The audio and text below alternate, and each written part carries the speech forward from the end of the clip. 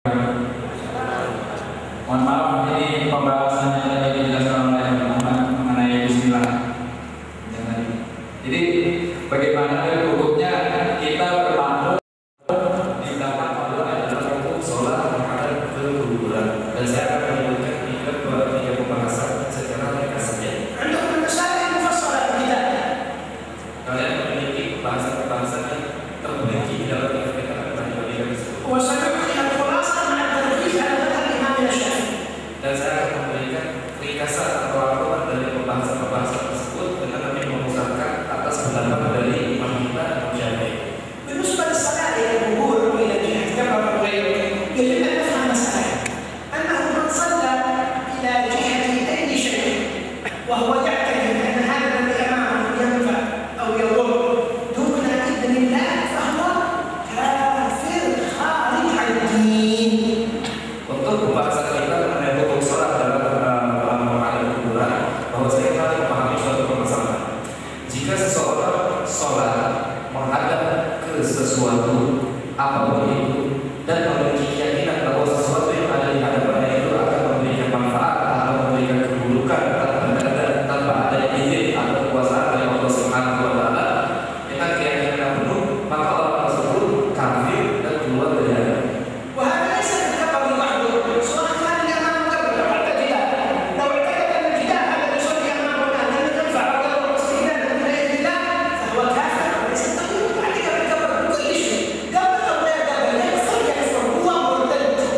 Dan pembahasan ini bukan hanya dikhususkan kepada kuburan saja. Segala sesuatu, jika seseorang meyakini apapun yang ada di hadapannya atau menjadikan apapun sebagai sesuatu seperti kuburan, bahkan jika ada tembok yang ada di hadapan kita ini, kalian menjadikan atau meyakini orang tersebut meyakini bahwa sesuatu tersebut memberikan manfaat atau keburukan tanpa adanya kekuasaan dari Allah Subhanahu wa Ta'ala, maka orang tersebut murtad kafir keluar dari agama Islam. إذا صلى الإنسان أمام أي شيء وهو يسجد لله يصلي لله لا لتعظيم ما أمامه ولا يعتقد أنه إله ولا شيء، سواء كان قدامه رجل أو سائل أو سيارة أو طائرة أو آدمي أو حمار، إما قدامه ما دام يسجد لله لا علاقة بالذي أمامه فلا يكون مسلم.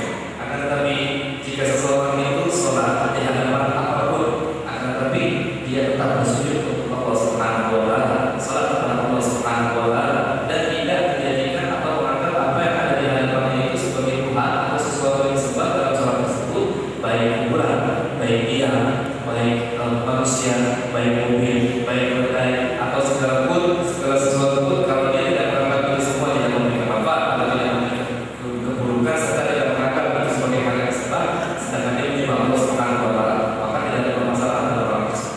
الناس كلهم يصلون إلى الكعبة، تعرف أن داخل المسجد الحرام 72 نبي مدفون، سيدنا إسماعيل مدفون في الجنة، وقيل أنهم هاجر أيضا مدفونة، وأكثر من 70 نبي مدفونين داخل الحرم المكي، والأمة كلها توجه إلى الكعبة، قدامها قبور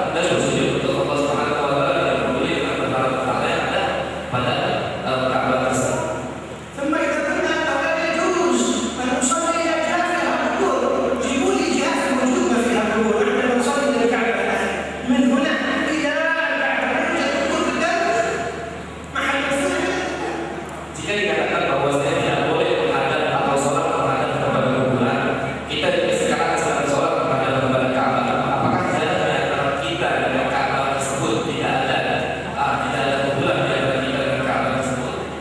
Pastilah ada kuburan di antara kita dengan Ka'bah tersebut, dan itu akan berarti kita telah sholat dan menghadap kepada kuburan. Jadi tergantung terhadap niat masing-masing. بل عندنا مسألة في هذه النقطة الصلاة في المقبرة، تصلي داخل المقبرة يصح ولا ما يصح؟ Permasalahannya ada tinggal bagaimana hukum sholat di dalam kuburan, di dalam kuburan, di dalam pemakaman.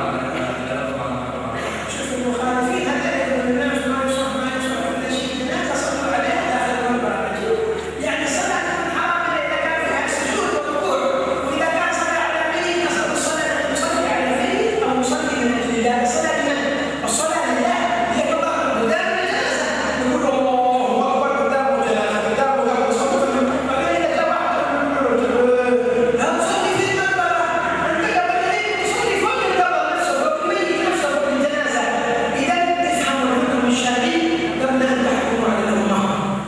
Sekarang pembahasannya adalah mereka orang-orang berbeda pendapat dengan kita mengatakan bahwa tidak boleh seseorang muslim itu sholat di pemakaman. Akan tetapi ketika mereka terjadi suatu jenazah atau datang suatu jenazah dan mereka melakukan sholat jenazah di atas kuburan tersebut, mereka melakukan hal tersebut. Apakah sholat yang dimaksud mereka itu adalah sholat-sholat yang terdapat di dalamnya ruku atau sholat-sholat yang di dalamnya terdapat sujud? Sedangkan sholat jenazah tidak ada sujud pun yang mereka lakukan dalam pemakaman, maka seharusnya seseorang sebelum untuk menghukum orang lain atau muslim harus memahami apa yang akan diucapkan dari pembahasan tersebut. الخلاصة في هذا أن الإمام الشافعي قال الصلاة في المقبرة إذا كانت جديدة بمعنى لم ينبش في القبور مقبرة جديدة جاز الصلاة فيها ولو من غير ساعة لا يعمل قصير ولا لطيف يجوز من غير كراهة. Berdasarkan dari pembahasan ini, menurut Imam Syafi'i, untuk sholat di pemakaman atau perkuburan, jika kuburan tersebut masih baru, tidak ada kuburan yang perlu dibongkar ataupun dicampur tanahnya, akan tetapi kuburan tersebut masih baru, maka menurut Imam Syafi'i boleh sholat di dalam kuburan di dalam pemakaman tersebut, walaupun tidak ada batas antara orang dan tanah tersebut. فإن كانت المقبرة منبوشة يعني نزل التراب من القبور ولذا اختلط بصديق الموتى ففيها تفصيل. Apabila pemakaman tersebut atau perkuburan tersebut telah pernah dibongkar sehingga tanahnya bercampur dengan sisa-sisa dari jenazah tersebut, maka di dalam permasalahan ini dapat perincian. إن صلى من غير عائد فالصلاة باطلة لأنه متصل بالنجاسة. Kalau sholatnya ini tidak menggunakan sejadah atau alas, maka sholat tersebut batal tidak sah karena bersentuhan dengan najis. وإن كان صلى على السجادة وعلى عائد فصلاته صحيحة مع الكراهة لقرب النجاسة. يفهمون لقرب النجاسة. Apabila akan tetapi jika sholat tersebut menggunakan alas, sajadah atau alas, maka sholatnya itu sah, akan tetapi diiringi dengan makruh karena dekat dengan najis. هذا خلاصة مذهب الإمام الشافعي. Dan ini merupakan dasar dari bantahan Imam Syafi'i. بقية المذاهب بين أمرين، بين من يقول بالجواز والكراهة ومنهم من يقول بالحكم. Dan ada beberapa lainnya yang mengatakan bahwasanya boleh, akan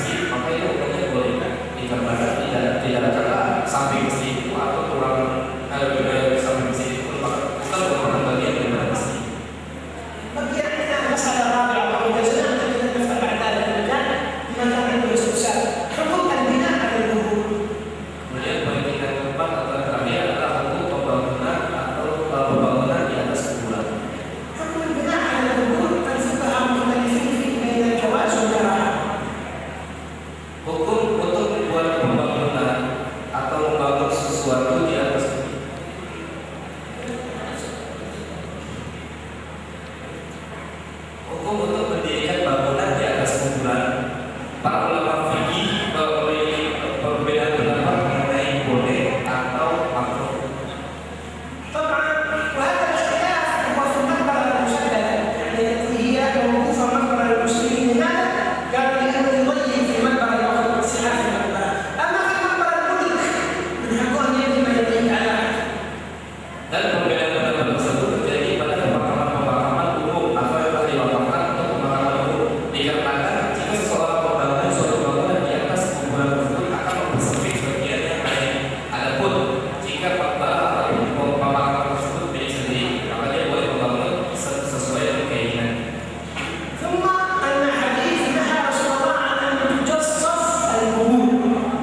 Kemudian dalam hadis bahwa Rasulullah SAW melarang untuk membuat keramik atau membangun kuburan. التجصيص هو اصل طبع الجص يعني يسمونه الحكومات المدراء يسمونه هذا هو البيع الجص. هذا هو المقصود بالجص. عندكم مثلا النساء ما يعملون في القبور ما شاء الله يقولون لنا زين. عندنا في حرمات نعمل هذا الجص على القبور. Yang dimaksud dengan tajsis di sini adalah mengkapur, membuat suatu bangunan di atas kuburan kemudian kapur menggunakan kapur. Sedangkan di Indonesia ini tidak menggunakan kapur tersebut. Namun di hal itu menggunakan kapur sehingga tidak bisa air atau hujan bisa memasuki kuburan tersebut. الروافض في دليل الفقهاء عندهم هذا العلم. قالوا كلمتين. الشافعي وأحمد ومالك قالوا يكره. وأبو حنيفة قال لا والمسألة في سعة. Dan tidak ada para ulama yang mengatakan bahwasanya itu haram. Imam Syafi'i, Imam Ahmad, dan Imam Malik mengatakan hal tersebut makruh, sedangkan Abu Hanifah mengatakan tidak ada makruhan dalam perbuatan tersebut. أما بلاد الكوبا الكلمة التي يبنى عليها كانت المقبرة مشددة موقوفة للمسلمين. حرام لا يجوز أن يشهد أحد من هذا المسلمين. لكن لو كان سيدفع في ملك يجوز يعمل له بوابة ويدخل ولم يأمر أحد. Kemudian pembahasannya ketika ingin membangun suatu kubah dalam masjid dalam kuburan tersebut, jika kubah tersebut ingin dibangun pada pemakaman umum yang diwakafkan untuk pemakaman umum, maka hukumnya halal memakai kubah tersebut karena mengambil hak orang lain. Adapun jika ia ingin membangun kubah di atas pemakaman sendiri milik sendiri, maka tidak ada harapan karena tidak mengambil hak atau milik orang lain.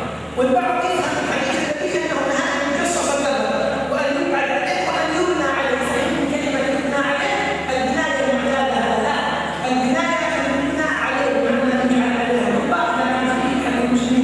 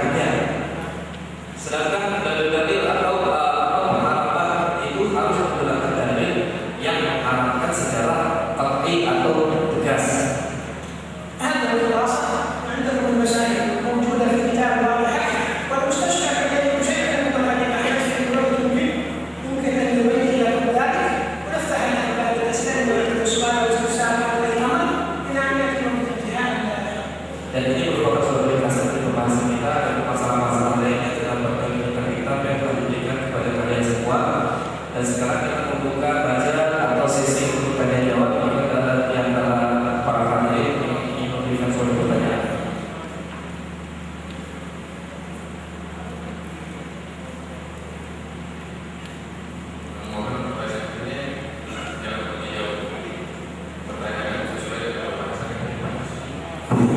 Assalamualaikum warahmatullahi wabarakatuh. Para hadirin yang saya muliakan dan saya cintai, pertama mohon maaf atas ketidaksopanan saya dalam bertanya.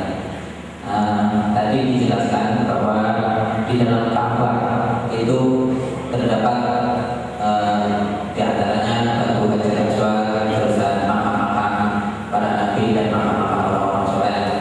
Nah, yang saya ingin tanyakan adalah bagaimana meluruskan pemahaman saya ini bahwa saya sholat di menghadap ke Ka'bah, bukan menyembah yang ada di kuburan, apalagi menyembah batu, sehingga tidak sama dengan orang-orang atau orang lain yang kamu menyembah menghadap ke Ka'bah, kamu sama aja menyembah batu. Nah, ini tolong dijelaskan pemahaman saya, niatan saya, agar lurus niatnya karena Allah, bukan menyembah batu atau menyembah itu tadi. Mohon dijelaskan. Terima kasih.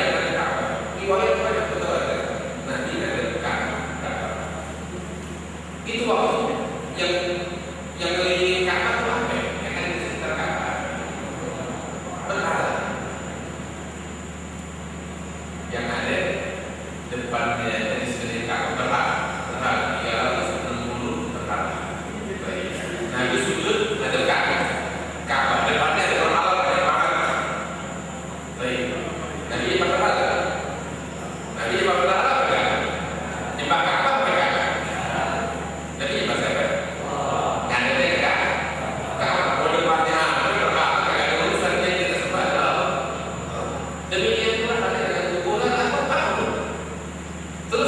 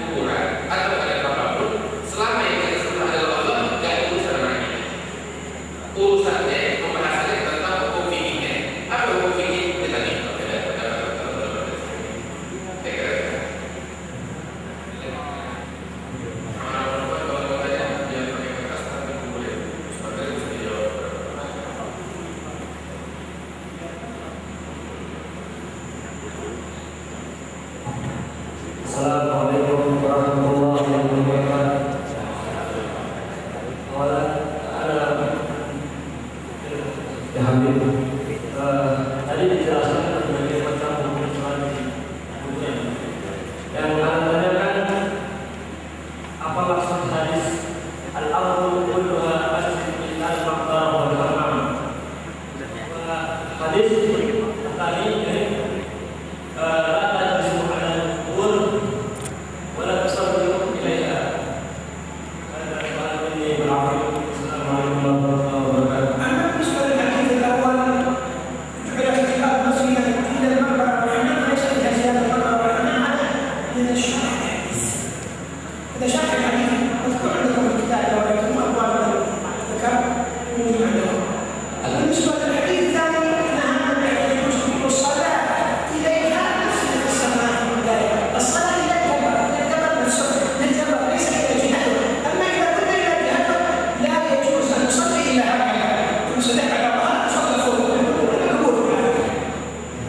Adapun pembahasan mengenai hadis yang pertama yang tidak disebutkan illa Allah itu tidak termasuk dalam hadis, karena itu masuk dalam penjelasan hadis dalam tersebut sudah dijelaskan. Adapun hadis yang kedua larangan tersebut bagi apa yang telah disebutkan dalam pembahasan yang tadi, bahwa larangan tersebut jika kita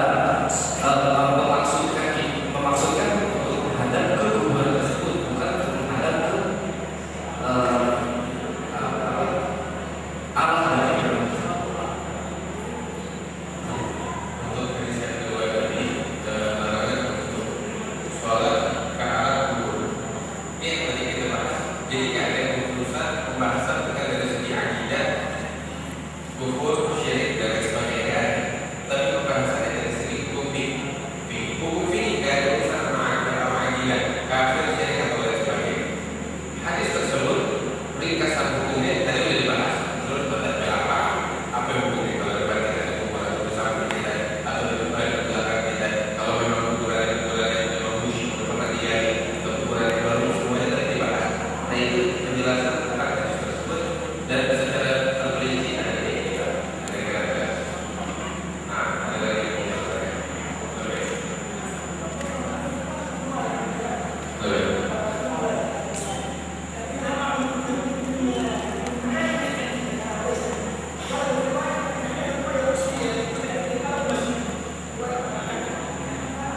Apa yang maksudnya dari pertama sih, kami bilang kalau ada masalah hadis riwayat, tapi tidak sebenarnya belum diriwayatkan riwayat tersebut. Nah, itu riwayat. Tapi seperti saya katakan juga hukumnya yang kayak tadi sholat di atas kubur ini dilarang. Layak di atas kubur itu supaya imannya aja bumi semuanya suci. Dan kita sepakat supaya di atas kubur ada boleh. Ya.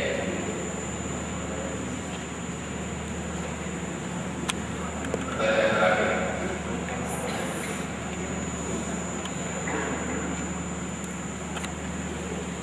Pertanyaan terakhir. Assalamualaikum warahmatullahi wabarakatuh. Ini saya pernah ada teman ya untuk majelis di edukasi. Jadi ini tentang masjidnya. Jadi mereka tuh masjid yang mereka maksud itu bukan masjid yang pemenuhan pemahaman kita. Masjid yang mereka maksud itu masjid itu tempat sujud. Tempat sujud itu bisa di mana saja. Seperti itu. Ya. Dan untuk kuburannya pun kuburan, ziarah kubur itu bukan kita ziarah kubur. Kubur itu sekarang pakai kata kalau tadi. Saya hampir masuk ke majelisnya, tapi ya sampai sekarang belum masuk ke majelisnya. Ya gitu aja. Assalamualaikum warahmatullahi wabarakatuh. Bagaimana menyikapi? Jadi kalau misalkan kita menganggap semua tempat sujud itu masjid, berarti masjid sepi dong. Gitu. Ya.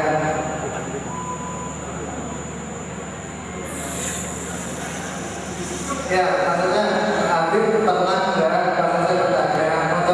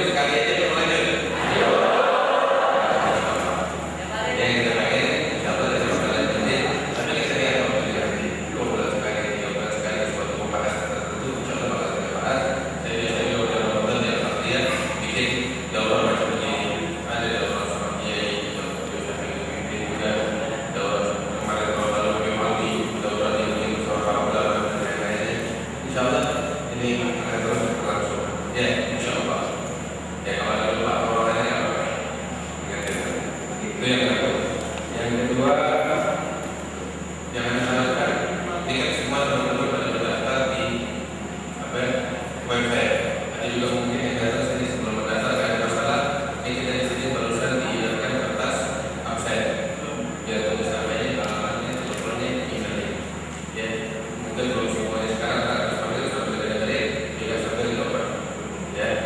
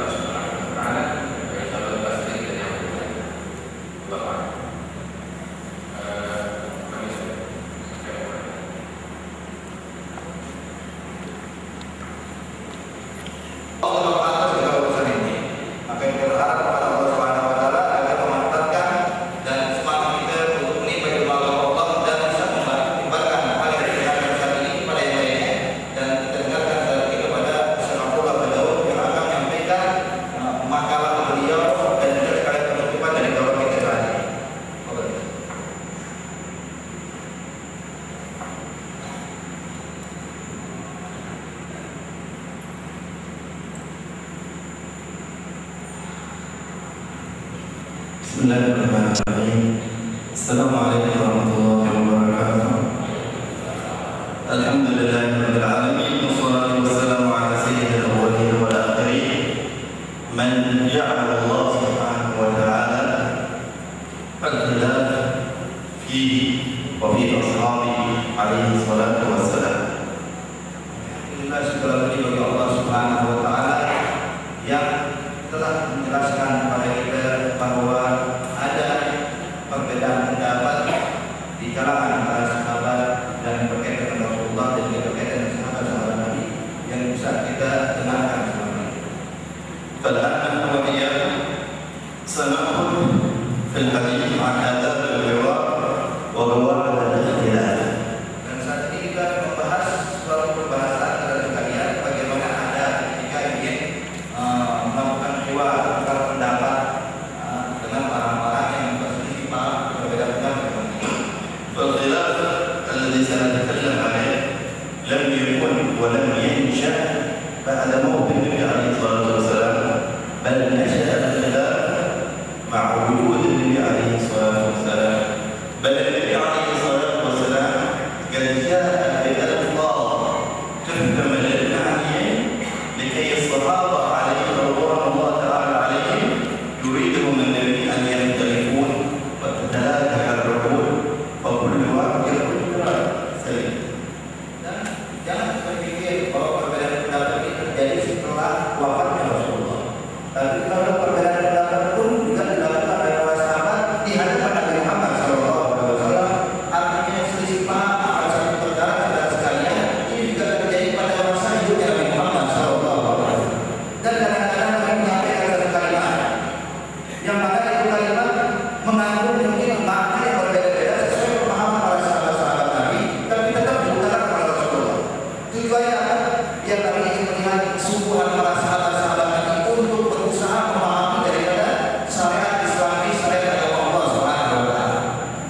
وجعل الله سبحانه وتعالى سنته في هذه الحياة وفي خلقه إجابة الخلاف بينهم وبين. Dan daripada hikmah dari Allah dan juga sunnah Allah bahwa diciptakanlah di dalam kehidupan kita dalam dunia ini saudara sekalian adanya perselisihan paham dan perbedaan pendapat yang nyata di hadapan kita saat ini. هذا ذكر كثير من العلماء على أن سر خلود الإسلام إلى الآن فيما بعد سر خلوده هو الاختلاف المحمود الذي قام بين الأئمة الأولين. Dan diketahui disampaikan juga bahwa Islam ini sampai saat ini masih kita rasakan dan Islam akan berlanjut sampai akhir zaman. Itu salah satu sebabnya adalah dengan adanya perbedaan pendapat antara ulama yang memahami akan hukum Islam dan hukum agama yang mana itu memberikan kebaikan untuk kita semuanya.